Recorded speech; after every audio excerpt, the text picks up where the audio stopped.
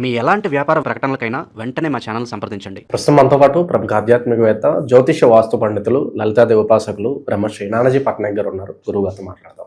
నమస్కారం గురుగారు. శ్రీమాత్రే నమః. ఏప్రిల్ మాసం గురుగారు విశేషంగా ధనుసు రాశి వారి స్థితిగతులు ఏ విధంగా ఉండబోతున్నాయి, వీళ్ళకి ఎదురయ్యే లాభ నష్టాలు, మంచి చెడులు ఏ విధంగా ఉండబోతున్నాయి, ఎటువంటి జాగ్రత్తలు తీసుకోవాలి?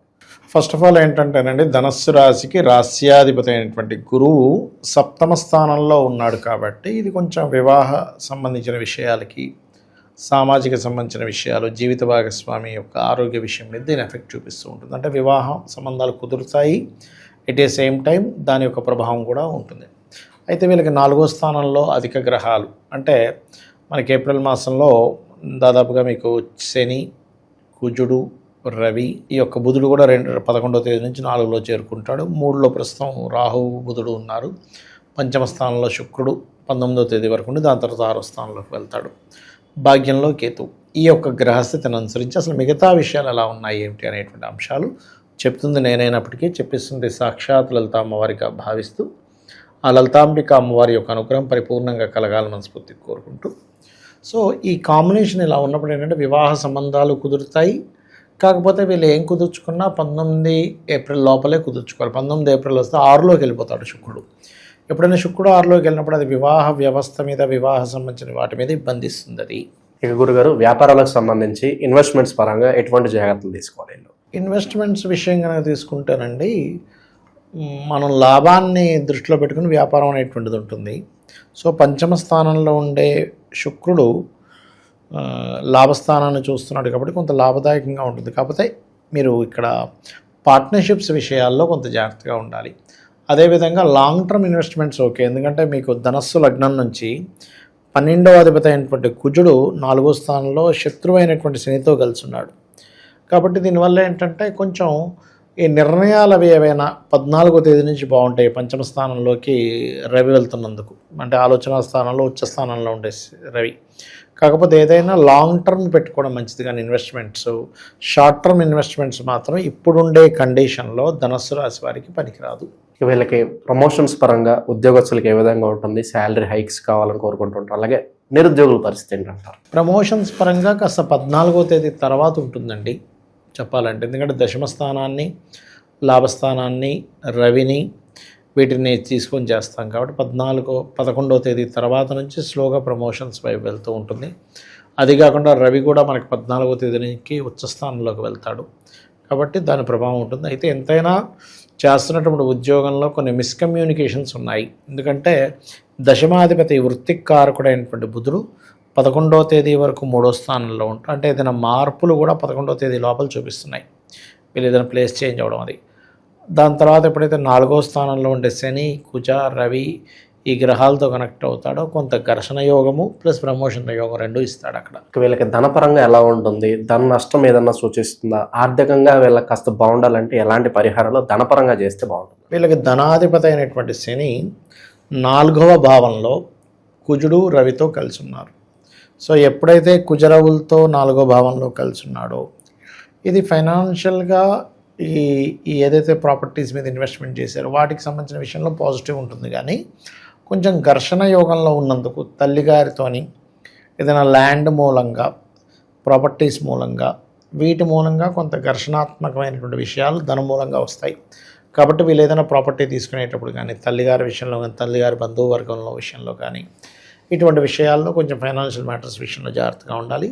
ఇంకా బాగుండాలి అంటే నవగ్రహాల్లో ముఖ్యంగా రవికుజ గ్రహాల దగ్గర దీపారాధన చేయడము, ఓం నవవిద్రుమ బింబశ్రీ ఞక్కారి రథనచ్చదాయ నమః అనే మంత్రం కనుక చేసుకున్నట్లయితే ఖచ్చితంగా వీళ్ళకి ఫైనాన్షియల్గా బాగుంటుంది. ప్రాపర్టీస్ పరంగా ఎలా ఉంటుంది గురుగారు? ప్రాపర్టీస్ కొనుక్కోవచ్చు అంటారు ప్రస్తుత కాలం? ఇప్పుడున్న కండిషన్లో 4లో పాపగ్రహ సంబంధాలు ఉన్నందుకు ప్రాపర్టీ జోలికి వెళ్ళకపోవడమే మంచిది.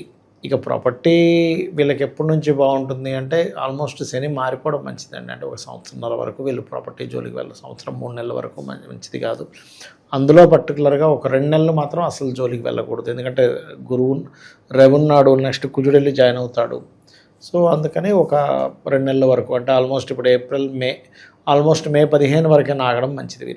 వీళ్ళకి నరఘోష, నరదృష్టి ఇవన్నీ కూడా అధికంగా ఉన్నాయి అనుకుంటే ఏం చేస్తే బాగుంటుంది? ఉంటుందండి, ఇప్పుడు ఉండే ప్రభావం ఉంటుంది. ఎందుకంటే శని యొక్క దృష్టి రాశి మీద, లగ్నం మీద ఉంటుంది. ఆ శని పాపగ్రహాలతో ఉన్నాడు కాబట్టి ఏంటంటే వీళ్ళు ఏదైనా వస్తువులు కొనుక్కున్నా, గృహం కొనుక్కున్నా, స్థలం కొనుక్కున్నా అందరికీ చెప్పకపోవడం మంచిది. అంటే వీళ్ళు మన మీద ఏడుస్తారు అనుకునే వాళ్ళకి తెలియజేయకుండా మామూలుగా తెలిసిన వాళ్ళకి చెప్పేసుకోవడం, లేకపోతే సైలెంట్గా ఉండడం. ఇప్పుడు గృహప్రవేశం అయినప్పుడే కాదు తెలుస్తుంది. కొంతమంది ఏం చేస్తారు, మేము పలానా స్థలం కొనమని అందరికీ తీసుకెళ్ళి చూపిస్తారు. ఇది ఏమవుతుందంటే ముఖ్యంగా పాపగ్రహ సంబంధాలు ఎక్కువగా ఉన్నప్పుడు మీరు గమనించండి, నలుగురు వచ్చి చూసరికి వీళ్ళకి ఫస్ట్ హెల్త్లు పాడైన కేసెస్ నేను చాలా చూశాను. ఏమైందంటే ఏమో తెలియదండి బాబా అందరూ వచ్చారు మా పరిస్థితి ఇలా అయిపోయిందంటాం. అదేంటంటే సన్ వీక్గా ఉందనుకోండి మరింత ప్రభావం చూపిస్తూ ఉంటుంది. కాబట్టి వీలైనంత మట్టుకు ఇంట్లో కూడా కాస్త గృహంలో గుగ్గిలం వేయడం ఇవి చేయడం మంచిది. ఎందుకంటే గృహస్థానంలో పాపగ్రహాలు ఉన్నాయి కాబట్టి. ఇక విద్యార్థుల పరిస్థితి ఏంటంటారు? ప్రస్తుత కాలం విదేశీ ప్రయత్నాలు చేయొచ్చు అంటారు? విదేశీ ప్రయత్నాలు ఎంతైనా కొంత ఇబ్బంది, ఎందుకంటే 12వ అధిపతినే తీసుకుంటాం విదేశీ ప్రయత్నం విషయంలో కూడా. కాబట్టి విదేశీ ప్రయత్నాల విషయంలో వీరికి ఏదేమైనప్పటికీ కూడా ఇప్పుడున్న కండిషన్ సరైనటువంటిది కాదు. అలాగే విదేశీ ప్రయత్నాల్లో ఎట్టి పరిస్థితుల్లో 5, 6, 7 తేదీలు మరింత జాగ్రత్తగా ఉండాలి. 13, 14, 15 తేదీలు కొంచెం జాగ్రత్తగా ఉండాలి విదేశీ ప్రయత్నాల విషయంలో. అష్టమాధిపతి చంద్రుడు నీచ స్థానంలో ఉండడం, అష్టమాధిపతి చంద్రుడు రాహుతో కలిసి ఉండడం లాంటివి ఇస్తుంది. అయితే ఇందులో పర్టికులర్గా 13, 14, 15 తేదీల్లో విదేశాలకు వెళ్ళి ఏదైనా చదువుకుందాం అనుకునేటువంటి వారికి మాత్రం కొంత అనుకూలిస్తుంది అక్కడ. అది ఇక ఈ నెలంతా విశేషంగా కలిసి రావాలంటే ఎటువంటి క్షేత్రాలకు వెళ్తే బాగుంటుంది, ఎటువంటి పరిహారాలు చేస్తే బాగుంటుంది? వీళ్ళకి భాగ్యస్థానంలో కేతు ఉన్నాడు కాబట్టి గణపతి క్షేత్రాలు, సూర్య ఆలయాలు వీటికి వెళ్ళడం మంచిది చెప్పాలంటే.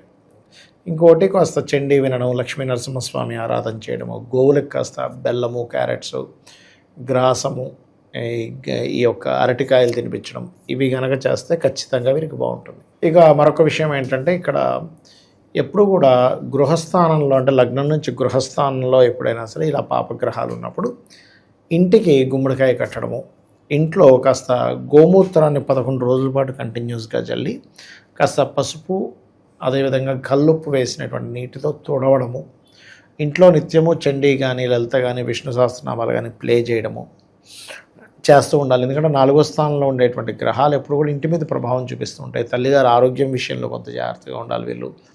వీలైనంత మటుకు 9లో కేతు ఉన్నందుకు పుణ్యక్షేత్ర దర్శనాలు చేసుకుంటే మంచిది. 3లో రాహు ఉన్నందుకు కాస్త వీరికి పరాక్రమం అంటే కొన్ని ధైర్యంగా చేసే కొన్ని పనుల వల్ల కూడా కలిసి వస్తుంది.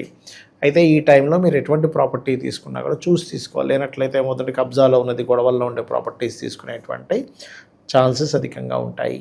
ఓవరాల్గా ఈ మాసం వీళ్ళకి ఏ విధంగా ఉంటుందో మంచి విశ్లేషణ అందించారు. ధన్యవాదాలు. శ్రీమాత్రే నమః.